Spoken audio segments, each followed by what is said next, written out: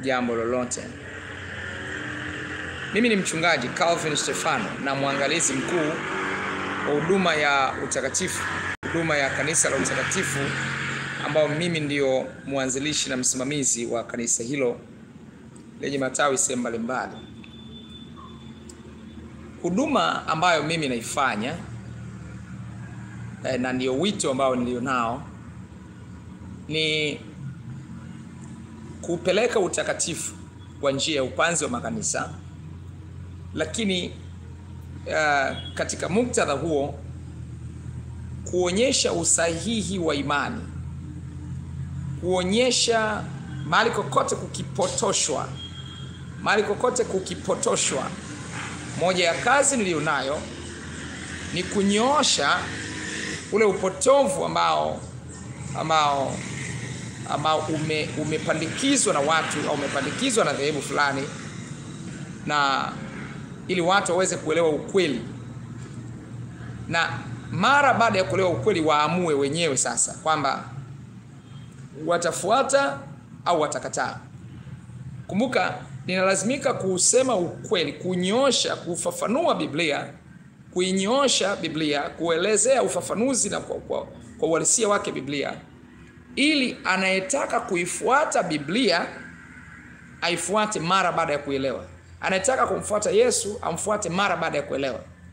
Na sio hilo tu, nitakapotoa ufafanuzi wa ulio sahihi, mtu akiamua kuacha, aache kwa hiari yake, lakini asiache kwa sababu ya kukengeushwa katika tafsiri. Kwa nimeitwa kwa ajili ya hilo, na moja ya watu ambao naguswa sana kwa ajili yao, maana wako watu wengine mmekuwa mkijiuliza maswali haya, watu ambao nimeitwa kwa ajili, ninaguswa ndani mwangu sana kwa ajili yao, ni Waislamu, ambapo nimekuwa nikiumia sana nikiona mtu yuko kwenye imani hiyo, wakati ninafahamu kwamba imani hiyo ni imani ya mashetani, kwamba ni imani inayotokana na sio na Mungu aliyeumba mbingu na dunia. Ni imani ambayo nyuma yake kuna msingi wa majini, na tuliwahi kufundisha huko nyuma na kutoa ufafanuzi kadha wa kadha wa kina sana kuhusiana na imani hiyo. Tukaeleza waandishi, kwa mfano waandishi wa Qur'ani peke yake ni walevi, na tulitoa ufafanuzi wa kina katika kumbuka, Uislamu umejengwa katika mambo mawili katika Qur'ani na hadithi za Mtume, mujibu wa Qur'ani ambayo inasema mkitilafiana juu ya jambo lolote, rudini katika kitabu cha Mwenyezi Mungu na hadithi za. Kwa mujibu wa Uislamu, kitabu cha Mwenyezi Mungu ni Qur'ani, alafu pia hadithi za Mtume, maana yake fafanuzi, maelekezo, maisha ambayo aliishi Muhammad. Sasa katika hadithi hizo tunapata kitabu kinachoitwa Maisha ya Nabii Muhammad, kitabu ambacho kiliandikwa na Abdullah Salafalsi, alikuwa kadhi katika nchi ya Kenya, ambaye alikuwa ndiye aliyetafsiri Qur'ani yote katika lugha ya Arabia, kuitoa katika lugha ya Kiarabu na kuileta katika lugha ya Kiswahili. Aliandika kitabu kingine kinaitwa Maisha ya Nabii Muhammad. Kitabu hiko Maisha ya Nabii Muhammad, ukurasa wa 8 paragrafu ya 3 inaeleza waandishi wa Qur'ani ni wakina nani. Kwa hiyo imeelezwa wakina Saidina Umar, Saidina Abubakar, wameandikwa watu kadhaa pale. Na mara baada ya kuandikwa watu hao, sasa katika suratul Maida 5:93 inaonesha kwanza katika Maisha ya Nabii Muhammad ukurasa wa 8 paragrafu ya 3 inaonyesha wale masahaba ambao walikuwa ni masahaba wa Mtume. Hao ndio walikuwa waandishi wa wahai. Neno wahai ni neno la Kiarabu ambalo Kiswahili chake maana yake ufunuo, ambao ufunuo kwa mujibu wa wanavyoamini ndio ufunuo ambao aliletewa Muhammad, ambao ndio Qur'an. Kwa hiyo wale walikuwa ndio waandishi wa Qur'an kwa namna ambavyo Maisha ya Nabii Muhammad kitabu hiko ukurasa wa 8 kimeeleza. Kwa hiyo waandishi wa Qur'ani sio Muhammad. Muhammad alikuwa juu kusoma wala kuandika. Hii ni kwa mujibu wa Surah Al-Araf 7:157 Quran.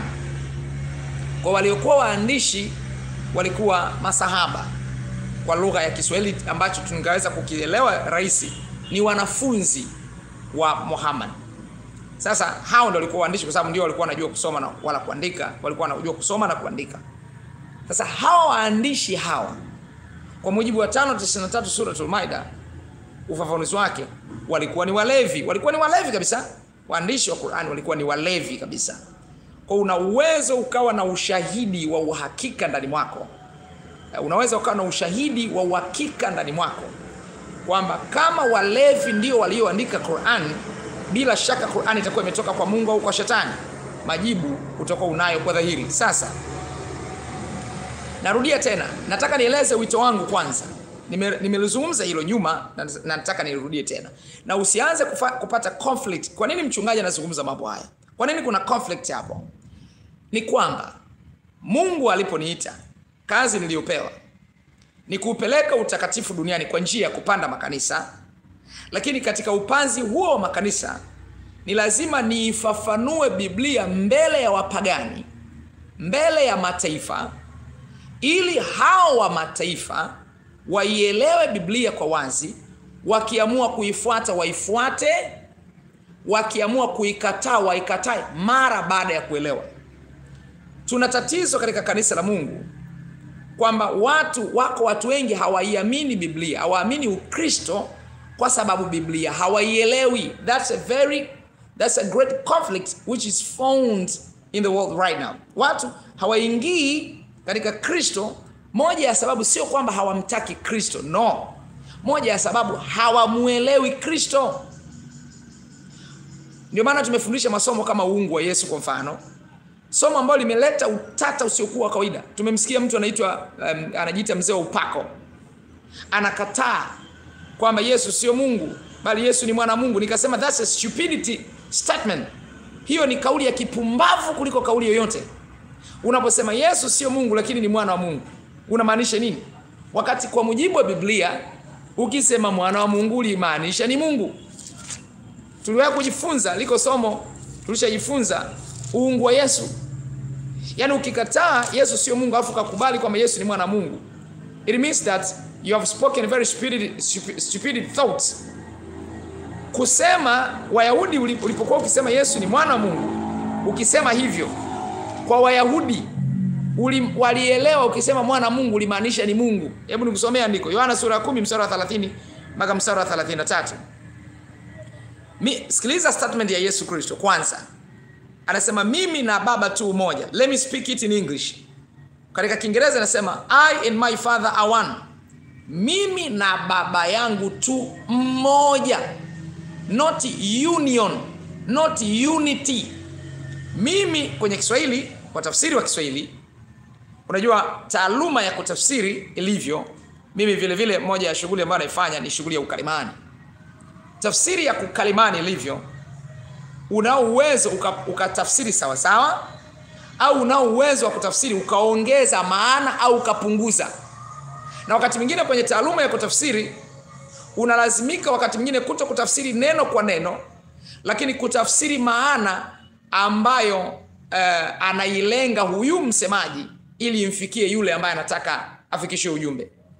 Mfano, siku moja nilikuwa na tafsiri sasa kabla ya kuja mhubiri kutoka Marekani, yule Mswahili sasa aliyekuepo hapo, yani mchungaji ambaye ndo anamkaribisha yule mgeni, alisema maneno haya yafuatayo. Alisema hivi. Sasa sikiliza iko Kiswahili afu kama unajua Kiingereza afu tafsiri sasa kwa Kiingereza. Anasema anamsifia sasa yule mhubiri. Anasema yani huyu hili ni jembe mjini. Haya, can you translate kwamba this is an hoe in the, anasema hili ni mjembe mjini. Unaweza kutafsiri kwamba this is an hoe in town. Ya unaweza kusema ukisema hivyo yule Mmarekani ataelewa hiyo terminology uliyoimaanisha kwenye Kiswahili, ataielewa kama terminology uliyosema ndio ina maana aliyoikusudia huyu msemaji. Kwa hiyo ukisema this is an hoe, ukisema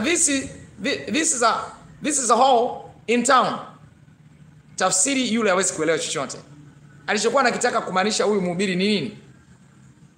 This is a marvelous preacher in town. Yani ni mhubiri wa kushangaza, ni mhubiri sio wa kawaida. Sasa kwenye kutafsiri, tafsiri inaweza ikaongezwa ikapunguzwa au ikakaa vile vile. Sasa watafsiri wa Kiswahili ambao alikuwa ni padri wa kanisa Katoliki, missionary kutoka Ulaya, lakini alikuwa ni mtu mmoja wa dini ya Kiislamu, lakini alikuwa ni mtaalamu wa lugha ya Kiswahili. Lakini hapa sasa walikosea kwenye kutafsiri. Yohana 10:30 nasema mimi na Baba tu umoja. Kiingereza nasema I and my Father are one. Maana yake mimi na Baba tu mmoja. Na hili analifafanua Yesu vizuri zaidi katika Yohana 14:6. Alafu nitarudi hapo. Yohana 14:6 mpaka 9. Anasema Yesu akamwambia mimi ndimi njia na kweli na uzima. Mtu haji kwa Baba. Yesu asemi mtu haendi, kwa maana ya kwamba akisema haendi they are separated, wametenganishwa. Ukisema mtu haendi maana yake yuko kule. Yesu anamaanisha Baba yuko hapo hapo alipo yeye. Anasema mtu haji kwa Baba ila kwa njia mimi. Kama mngalinijua mimi, mngalimjua na Baba. Tangu sasa mnamjua tena mmemuona. Filipo akamwambia Bwana, tuonyeshe Baba, yatutosha. Yesu akamwambia mimi nimekuwa hapo pamoja nanyi siku hizi zote. Wewe usinijue Filipo? Aliyeniona mimi amemuona Baba. Basi wewe wasemaje utuonyeshe Baba? Usadiki ya kwamba mimi ni ndani ya Baba na Baba yu ndani yangu. Umesikia hayo? Anaonyesha kwamba they are one. Turudi katika Yohana sura ya 10 mstari 30 kuendelea. Mimi na Baba tu umoja. Basi Wayahudi wakaondoka, wakaokota mawe tena ili wampige. Kwa nini wanataka kumpiga Yesu kwa mawe? Walielewa nini? Mstari wa 32. Yesu akajibu, kazi njema nyingi nimewaonyesha zitokazo kwa Baba. Kwa ajili ya kazi ipi katika hizo mnanipiga kwa mawe? Wayahudi wakamjibu, sikiliza maneno haya. Wayahudi wakamjibu, kwa ajili ya kazi njema hatukupigi kwa mawe, bali kwa kukufuru, na kwa sababu wewe uliye mwanadamu wajifanya mwenyewe umungu. Kumbe Yesu aliposema mimi na Baba tu moja, alimaanisha nini? Alimaanisha yeye ni Mungu. Na nyuma hapa mstari 31, mstari 32, Yesu akajibu, kazi njema nyingi nimeonyesha zitokazo kwa Baba. Kwa hiyo anaposema zitokazo kwa Baba, maana yake kwenye statement hiyo anajifafanua yeye ni mwana wa Mungu. Kwa sababu akisema zitokazo kwa Baba maana yake yeye ni mwana. Kama anasema yeye ni mwana, Wayahudi walielewa neno mwana, ukisema mwana wa Mungu ulijitafsiri kwamba wewe ni mwana, wewe ni Mungu. Ndio maana waliokota mawe na kutaka kumpiga, kwa sababu na mstari wa 33 anasema wewe mwenyewe uliye mwanadamu wajifanya mwenyewe kwamba umungu. Kwa hiyo Wayahudi uliposema ni mwana wa Mungu walielewa ulimaanisha wewe ni Mungu. Na by the way, Yesu, kwa nini tofauti ya yeye mwana wa Mungu yeye ina tofauti na mwana wa Mungu sisi?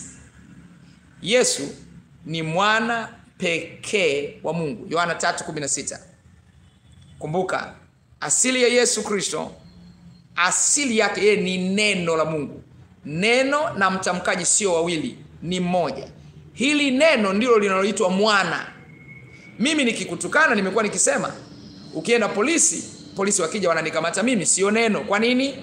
Neno na mtamkaji sio wawili, ni mmoja. Kwa hiyo hapo mwanzo kulikuwako neno, na neno alikuwako kwa Mungu, na neno alikuwa Mungu. Kwa nini neno awe Mungu wakati ametoka kwa Mungu? Kwa sababu neno na mtamkaji Mungu ni mmoja. Ndio maana Yesu amerudia akasema mimi na Baba tu umoja. Ni English, I and my Father are one. Mimi na Baba tu mmoja. Hapo mwanzo kulikuwako neno, na neno alikuwa kwa Mungu, na neno alikuwa Mungu, kwa sababu neno na mtamkaji ni mmoja. Huyo neno, mstari wa 14, naye neno akafanyika mwili akakaa kwetu, nasi tukaona utukufu wa Mungu kama utukufu wa mwana atokaye kwa Baba, amejaa neema na kweli. Okay, kumbe neno ndiyo mwana, na huyo mwana na Baba ni mmoja. Very correct. Kwa hiyo mhubiri huyo Antonio Lusekelo, sio anajiita mzee wa pako, anayekataa kusema Yesu sio Mungu bali ni mwana wa Mungu. Unajiaibisha na kujidhalilisha na kusema kwamba ni msomi wakati unaonekana hamna kitu kichwani, ni nusu na robo kichwani. Unaonekana hivyo. Kwa sababu kusema sio mwana Mungu, sio Mungu wakati ni mwana wa Mungu, it means yourself that this is all might God. Wafilipi 2:5 inasema iweni na nia hiyo ndani yenu iliyokuwa pia ndani ya Kristo Yesu, ambaye yeye mwanzo alikuwa yuna namna ya Mungu, naye akuona kule kuwa sawa na Mungu kuwa ni kitu cha kushikamana nacho. Narudia tena. Iweni na nia hiyo ndani yenu iliyokuwa pia ndani ya Kristo Yesu, ambaye yeye mwanzo alikuwa yuna namna ya Mungu, naye akuona kule kuwa sawa na Mungu. Kumbuka neno na Mungu ni sawa sawa. Akuona kule kuwa sawa. Yesu na Baba ni sawa sawa. Kristo ambaye ndiye neno, ambaye ndiye mwana wa Mungu, na Baba ni sawa sawa. Sasa hivi karibuni nimeeleza wito wangu kwamba mtu anapopotosha Biblia mahali popote lazima nishughulike naye. Haijalishi ni askofu, haijalishi sijui hata kama ni baba wa kiroho, hata kama ni askofu unaaminiwa kiasi gani, I have to deal with you. Yaani lazima nishughulike na wewe kwa gharama yoyote. Na hivi karibuni kuna watu nataka niwashughulikie, wanaitwa maaskofu. Nataka niwashughulikie kufafanua mistari kwa mujibu wa Biblia. Sasa hivi karibuni kuna mtu maarufu ambaye tumekuwa tukifanya nao midahalo miaka ile ya zamani. Alikuwa anajulikana kwa jina la Ustadhi Shafi. Amejulikana kwa jina hilo. Sasa Ustadhi Shafi ameibuka hivi karibuni na kusema kwamba katika imani yao, katika Uislamu, wamezuiliwa kunywa pombe duniani, lakini anasema wameruhusiwa kunywa pombe peponi. Ameeleza hivi yule jamaa. Kwa hiyo anaeleza kwamba ameruhusiwa kunywa pombe. Here kuna mtu hapa anauliza, anasema, why is Kesede lying about the Bible and you are silent? My dear friend, I'm not silent. Maybe that's the first time for yourself to watch these channels of Holiness TV Tanzania and Ndugu Moffat. We have two channels, which are always these channels are trying to answer each and every question which are asked by Muslims, and each and every person who tries to lie about the Bible, we are trying to answer those questions. Kila uongo, huyu jamaa sijui kama hajui Kiswahili, nimejaribu kujibu kwa lugha ya Kiingereza. Anaeleza kuna mtu anaitwa Kesede, anatokea Kongo, ambaye tumewahi kufanya naye midahalo mara 2. Kwanza nikwambie ndugu, miongoni mwa watu ambao ni mbumbumbu wa mwisho kwenye habari ya hoja ni Kesede. Let me try to speak it in English. Your name is G Cuta. Okay, G Cuta, let me answer this question. Among of the person who doesn't know how to answer, doesn't know how to speak about debate, the one who is embraces very weak points is Kesede from Congo. But in Congo, he thinks himself that is very superior because in Congo, it seems that no people who try to answer these questions, try to answer these points, but we are here, and I'm here to answer those questions. I'm here to answer those questions, those points, those arguments, those lies which have been raised up by this person called Kesede. Kwa hiyo huyu Kesede miongoni mwa watu ambao wana weak point, wana hoja dhaifu mno, ni yeye. And mtu yoyote, if you are ready, you may prepare a debate. Unaweza ukasema ninaandaa debate, naandaa mdahalo, alafu mwite Kesede na yeyote anajiita msomi Tanzania, yoyote. Narudia tena, yeyote anayesema ana uwezo, kwa maana ya nani? Kwa maana ya Shafi mwenyewe, kwa maana ya Sule mwenyewe, huyo ambaye walikuwa wanamuita profesa. Yaani nilizungumza siku moja, tulikuwa wapi? Tulikuwa Mburahati. Tulikuwa kwenye mdahalo Mburahati. Yule ambaye wanamuita Profesa Mazinge alikuwa ako naye. Nilieleza waziwazi, nikasema huyu ni mtu mzima kimwili, lakini ni mtoto mno kihoja. Ni mtoto mno kihoja. Alikuwa anasumbua watu miaka ya 90 huko, ambapo watu walikuwa hawajasoma Qur'ani, hawajasoma hadithi. Lakini let me tell you my dear friend, these guys are very weak. Hawa watu ni dhaifu mno kuliko unavyoweza kufikiria. And I'm speaking these words confidently. Ninazungumza kwa ujasiri wote bila mashaka. Kama mtu anasema yuko tayari kuandaa mdahalo, then we are ready. Okay. G. Cuta anasema it's a real joke. Even I agree. But when he talks, people accept and believe. Yes, it's true. When he speaks, this guy, people believe. Why do they believe? Because they are ignorant. As you know, if a person is an ignorant person, you may lead any place you want. Jesus Christ said, let me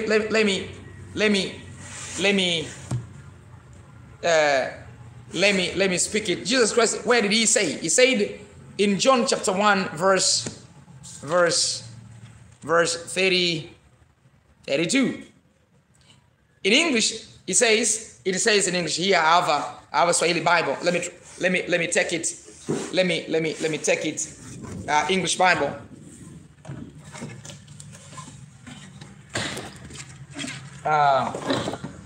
Let me take English Bible. Yes, let me take English Bible here. It says in John chapter 8 verse 32. John chapter 8 verse 32. It says, and you shall know the truth, and the truth shall make you free. If a person doesn't know the truth, it means that person is not free. It's in bondage. If you are knowing about if you are trusting the lies, it means that you are captivated. You are chained by the chains. It means that you are captivated. You are captured by the lies of that guy who lies you.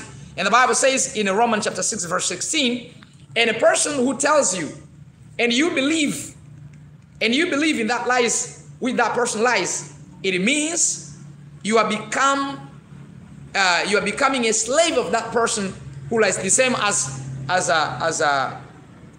Adam and Eve. Adam and Eve, when they had been lied by Satan, it means they became slaves of Satan. The same as here. When a Caesarea talks to other people, it means because they are ignorant, those guys who are told by Caesarea, it means when those guys hear and believe what Caesarea speaks, it means these guys are becoming the slaves of Caesarea. Romans chapter 6 verse 16, it says, know ye not that to whom ye yield yourselves servants to obey, his servants you are to whom you obey, whether of sin unto death or of obedience unto righteousness. Listen again, the way the Bible speaks. Know ye not that to whom ye yield yourselves servants. You yield yourselves servants to that whom you obey. If you obey, the same as a president, a prime minister is required to obey the president. And because he obeys the president, Mr. President or Mr. President or Madam President, it becomes automatically this prime minister or vice president, it becomes as a slave, it becomes as an authority of the president. So these guys whom are listening to Caesarea, they become slaves. They become slaves of Caesarea. So I'm here to answer, to deal with those stupid thoughts which are being injected by these Muslim, they call themselves Muslim scholars. By the way, they are not scholars because their prophet was not a scholar, according to Surah Al-Araf, chapter 7, verse 157. he was illiterate. So let me go back to Swahili because the session is about Swahili. Kwa hiyo nilikuwa namjibu ndugu huyu ambaye sijui kama anajua Kiswahili, sijui au ameamua tu kuandika kwa Kiingereza, sijui. Sasa kumekuwa na uongo mwingi ambao umekuwa ukizungumzwa. Sasa moja ya uongo, huyu ndugu anaitwa Shafi amezungumza akasema kwamba peponi, anasema yeye mwenyewe, anasema peponi watakunywa pombe, na anasema watakunywa pombe pamoja na Yesu. Amesema hivyo. Na maandiko aliyoyanukuu ni Mathayo sura 26 mstari wa 26 mpaka mstari wa 29. Haya ndio maandiko ambayo ameyanukuu kutaka kupotosha ulimwengu. And I'm here to reconcile. Niko hapa kuyarekebisha hayo, kuyafafanua hayo ili uongo wote ufutwe. Mathayo 26 mpaka 29. Na walipokuwa wakila, Yesu alitoa mkate, akabariki, akaumega, akawapa wanafunzi wake, akasema, "Twaeni mle, huu ndio mwili wangu." Akakitoa kikombe, akashukuru, akawapa, akisema, "Nyweni nyote katika hiki, kwa maana hii ndio damu yangu ya agano imwagikayo kwa ajili ya wengi kwa ondoleo la dhambi. Lakini nawaambieni, sitakunywa kabisa tangu sasa uzao huu wa mzabibu hata siku ile nitakapokunywa mpya pamoja nanyi katika ufalme wa Baba yangu." Katika ufalme wa Baba yangu. Kwa hiyo anasema, amelitumia hilo andiko kusema Yesu Kristo atakunywa pombe kwa mujibu wa wao, kwa mujibu wa huyu ndugu, atakunywa pombe, na akaongeza neno akasema eti Yesu ni Muislamu mwenzao. Ndicho alichokizungumza. Unajua uongo wakati wote hauna miles nyingi. Hivi ndivyo alivyodanganya dunia kwa miaka nenda miaka rudi. Na hivi ndivyo wanavyoendelea kusambaza. Nimesema imani hiyo haitembei bila uongo. Haitembei bila uongo. Lazima upandikizwe uongo ili kuweza kufanikisha imani yao kuweza kwenda sawa sawa. Katika rekodi ya dunia yote inafahamu kwamba mwanzilishi wa Uislamu ni Muhammad, ambaye amezaliwa mwaka 570 na kujitangaza ni Muislamu akiwa na umri wa miaka 40. Maana yake mwaka 610 alijitangaza kwamba ni mtume.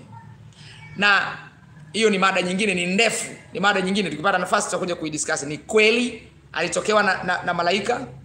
Ni kweli nani alimwambia kwamba yeye ni mtume?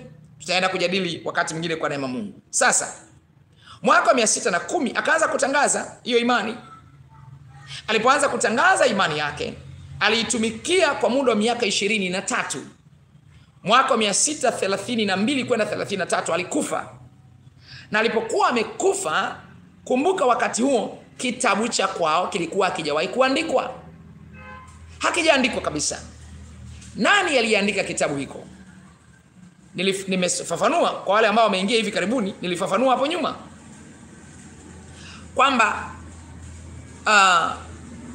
kwamba huyu ndugu alikuwa hajui kusoma, alikuwa hajui kuandika kabisa. Na huu ni ushahidi kwamba hakuwahi kuandika mahali kokote. Katika sura Al-Araf 7:157 inasema kwamba wanamfuata nabii aliyeumi, asiyejua kusoma wala kuandika, na juu ya haya atafundisha mafundisho ya ajabu ya Uislamu. Nani aliandika wakiwa hajui kusoma wala alikuwa hajui kusoma wala kuandika? Katika nchi ya Saudi Arabia ambayo hapo zamani ilikuwa inaitwa Hijazi. Na hii inatajwa katika kitabu kinaitwa Maisha ya Nabii Muhammad kilichoandikwa na Abdullah Saleh Farsi, aliyekuwa kadhi Kenya, aliyetafsiri Qur'ani yote kutoka katika lugha ya Arabia kuileta katika lugha ya Kiswahili. Huyu ndiye mtafsiri. Katika kitabu hiko kinaitwa Maisha ya Nabii Muhammad, ukurasa wa 8 paragrafu ya 3 anaandika kwamba katika nchi hiyo ya Hijazi wengi walikuwa hawajui kusoma wala kuandika, hasa katika kabila hilo la Makureshi ambalo ndio Muhammad analitokea. Na katika kijiji hiko chote